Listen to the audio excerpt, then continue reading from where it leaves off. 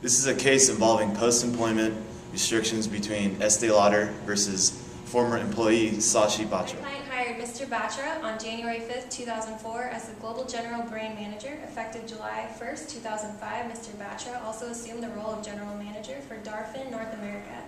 As a senior executive, some of Mr. Batra's duties included research and development, marketing and distribution, pricing, packaging, development, corporate finance, regulatory affairs, and public relations.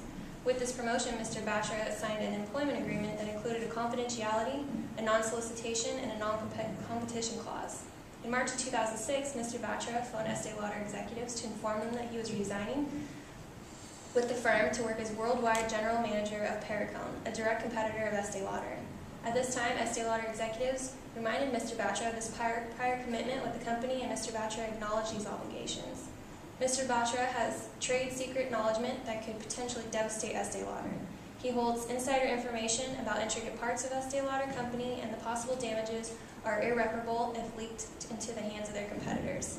With this, we ask you to impose a temporary restraining order on Mr. Batra from breaching the terms of his confidentiality, non-solicitation, and non-competition agreement with Estee Lauder, and from engaging in employment with Perricone. My client, Shashi Batra, is asking the court to apply California law in this case. This would allow the non-compete agreement my client signed to be null and void. Also, my client is claiming he does not know any trade secrets or enough information to damage Estee Lauder. We feel Estee Lauder should prove irreparable injury from my client working from a competitor. Lastly, my client feels that he is entitled to 12 months compensation.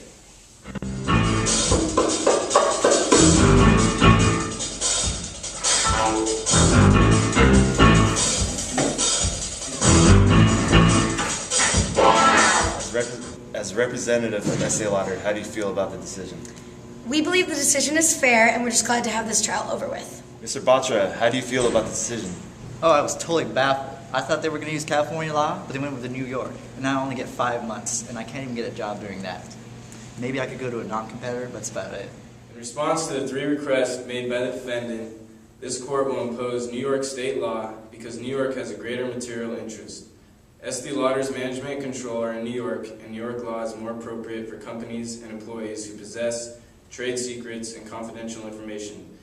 The plaintiff has effectively proven that Mr. Batra does have intimate knowledge of current and upcoming products, all of which proves his knowledge of trade secrets.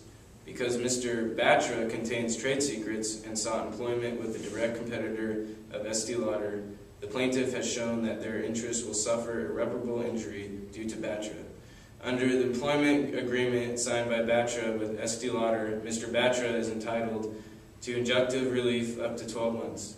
But it is the ruling of this court that Mr. Batra receives only 5 months of regular salary compensation.